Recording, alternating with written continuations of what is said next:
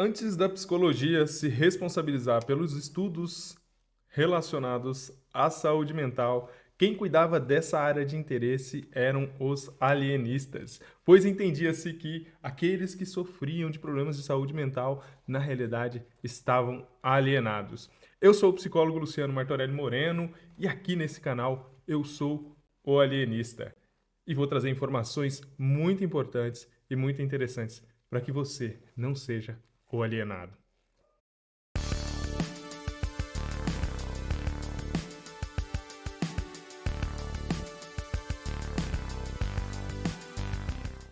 Para começar o nosso bate-papo aqui, eu preciso esclarecer que questões de saúde mental são algo muito sério.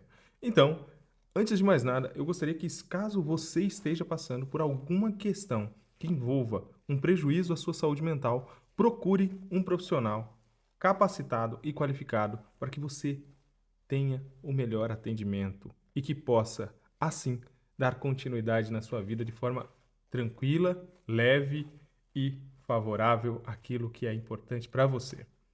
Para começar nosso vídeo aqui, é importante a gente retomar a história e entender que o ser humano está desde muito tempo tentando entender o que se passa aqui, tentando entender como funciona esse mecanismo tão complexo que nós chamamos de corpo humano.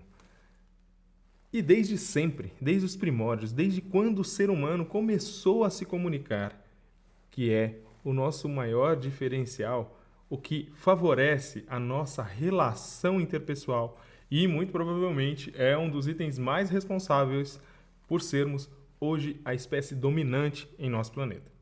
Nesse primeiro momento, não estamos aqui para questionar os métodos que nós, seres humanos, utilizamos durante o decorrer de toda a nossa evolução como espécie humana para nos apropriarmos da maneira que nos apropriamos hoje do nosso planeta. Dessa forma, o ser humano vai evoluindo e se destacando entre as espécies, se aglomerando, montando comunidades, montando cultura e, a partir daí, começam questões que envolvem aspectos subjetivos e coletivos da nossa relação orgânica. Daí surgem os parâmetros de conduta. Quando nós começamos a nos estabelecer como civilização, isso a gente pode remeter lá para os meados, o início da Grécia Antiga, onde os homens começaram a se questionar quem somos nós, de fato. E aí tem uma frase que eu sempre digo: é comum ouvirmos que existem coisas que não discutimos, entre elas política, futebol e religião. O futebol nós vamos dar uma colher de chá, porque isso é um aspecto ímpar e é da nossa cultura brasileira, por assim dizer. Os outros dois aspectos, política e religião, quando falamos, por exemplo, do primeiro aspecto, a política, temos que entender que se não discutíssemos políticas, ainda estaríamos prestando homenagens aos faraós, que naquele momento tinham uma ligação direta com a perspectiva da divindade, pois entendia-se que o faraó era um representante da divindade em nosso planeta. Daí fica fácil fazermos essa correlação com esse outro aspecto muito interessante, que é a religião. E quando eu falo de religião, não estou necessariamente falando sobre religiosidade, que é um aspecto subjetivo e diz como você percebe a sua relação com o divino. No entanto, o aspecto religião diz respeito a uma crença comum, a um entendimento comum de existência. E qual é o responsável por essa existência? Ou seja, qual a divindade responsável por essa existência? Dessa forma, se não questionássemos, se não discutíssemos sobre religião, também estaríamos junto com o faraó, orando para o deus Sol, o deus Lua e por aí vai. É importante, com todo o respeito do mundo, discutirmos seja lá o que for. Seguindo a premissa desse canal, aqui fica um primeiro aspecto para que você nunca seja um alienado. Entenda que seguindo esses preceitos que acabamos de falar, você vai discutir e não brigar, porque discutir é diferente de brigar. Quando discutimos, eu falo a minha opinião, você fala a sua, eu respeito a sua opinião, você respeita a minha opinião. Nós não precisamos concordar necessariamente. No entanto, naturalmente, chegamos a algum lugar, mesmo que seja, não concordamos, porém, respeitamos a opinião um do outro. Em contraponto a isso, nesse segundo aspecto, quando a gente fala sobre dialogar com outra pessoa, temos esse quesito que é o brigar. Quando eu brigo com alguém, eu falo a minha opinião, a outra pessoa fala dela, eu não respeito a opinião dela, ela não respeita a minha opinião e muito provavelmente não chegamos a lugar nenhum, a não ser que um de nós dê o braço a torcer. Voltando para o conteúdo, que é talvez uma das coisas que seja tão interessante quanto não ser um alienado, e talvez seja isso que faça com que você não seja um alienado, precisamos entender que, dentro desse aspecto que nós falamos sobre discutir tudo, desde muito tempo, o ser humano vem se questionando como é que funciona tudo isso, como eu falei lá no começo. Daí em diante vão surgindo várias e várias hipóteses, porque lá no começo nós tínhamos como preceito fundamental ou a crença dogmática que parte do princípio que existe uma única verdade absoluta e é ela que deve ser seguida, e isso faz com que nós desconsideremos todos os aspectos subjetivos dessa criatura fantástica que é o ser humano.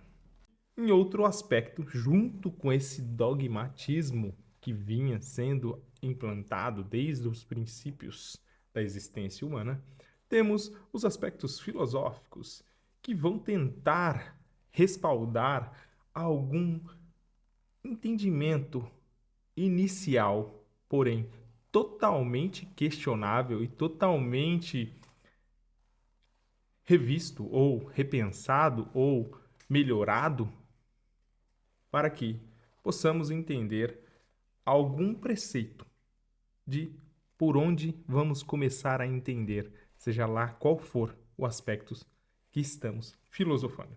A filosofia ela não tem um compromisso real com a verdade, mas quando eu falo isso, eu vou colocar umas belas de umas aspas aqui, para que você entenda que a filosofia ela não está ali para provar cientificamente nada, mas ela vai dar um parâmetro para que a ciência venha dizer ao seu modo, com seus métodos, se aquele preceito faz sentido ou se ele tem uma razão, se ele tem preceitos metodológicos, científicos e por aí vai, ou não, ou se ele é apenas um aspecto filosófico, onde alguém fez um belo de um devaneio e explicou um pouquinho sobre um aspecto específico de uma situação específica, que é mais ou menos o que eu vou fazer de vez em quando aqui. Trazendo para o aspecto principal da proposta alienista, temos que entender que os aspectos de saúde mental, eles são muito complexos, sempre foram e dificilmente vão deixar de ser. No entanto, quando se tentou filosofar lá no princípio, ou quando se começou a filosofar lá no princípio, sobre os aspectos da essência humana, sobre as questões como alma, mente, espírito e essas relações que dizem respeito a aspectos metafísicos, talvez, e se entendia que, pela complexidade, talvez o ser humano não tivesse uma capacidade de entender de fato qual é a essência da condição mental, espiritual e por aí vai, da nossa essência. Partindo daí, alguns filósofos, principalmente filósofos pré-socráticos, começaram a filosofar sobre a subjetividade da essência humana como algo que seria embasado em aspectos dos elementos da natureza. Alguns filósofos diziam que a essência do ser humano era o fogo, outros diziam que era a terra, outros diziam que era o ar. Eu não estou aqui para citar esses filósofos especificamente, tá? Mas só para vocês entenderem como é que surgiu essa linha de raciocínio. Daí em diante, vão se questionando e se reorganizando algumas situações e começou-se querer entender o que era a alma. E aí a gente vai longe. E aí filosofar sobre o que é a alma, sobre o que é a mente, dá um trabalhão danado. E foi aí, já lá na frente, já no século XIX, onde começou-se de fato a entender a complexidade orgânica do ser humano e tudo que envolve quando vamos falar de questões de saúde mental. Para fazer um apanhado bem superficial, um dos caras que são considerados um dos precursores da psicologia como ciência é Wundt, que criou o primeiro laboratório de psicologia experimental. E aí ele foi entender outras questões. Ele foi estudar aspectos da percepção sensorial, de como o ser humano percebia o ambiente à sua volta.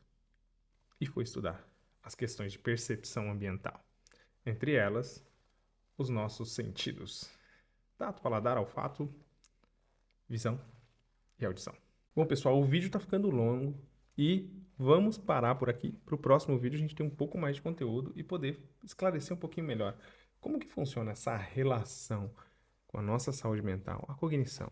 Mas a gente tem que entender que o ser humano, de um modo geral, é um organismo vivo interagindo com o seu ambiente, seja ele orgânico ou inorgânico. Daí temos que entender que as relações metafísicas que foram sempre utilizadas para explicar, e talvez de uma forma metafórica em algum momento, e em outros momentos se pareceu ser muito real aquela explicação metafísica, elas já não respondem mais todas as nossas perguntas sem que seja de uma forma dogmática. Fica aqui a dica para que você não seja um alienado. Estude, entenda essa relação orgânica em que nós, seres humanos, como um organismo vivo e reagente, temos o nosso vasto ambiente que nos proporciona infinitas e infinitas sensações, emoções e percepções. Se aproprie disso e seja você uma pessoa melhor e que interage cada vez mais de forma assertiva com o seu ambiente. Quero fechar todos os meus vídeos com uma dica, com uma sugestão, com uma mensagem carinhosa. Cuide-se sempre. Faça psicoterapia. Ah, claro, eu já ia esquecendo, né? Pouco hábito aqui. Se inscreve no canal, compartilha com seus amigos. É um conteúdo bacana que vai trazer uma reflexão legal para você começar a entender como é que funcionam esses aspectos relacionados à sua saúde mental. Abraço e até o próximo vídeo.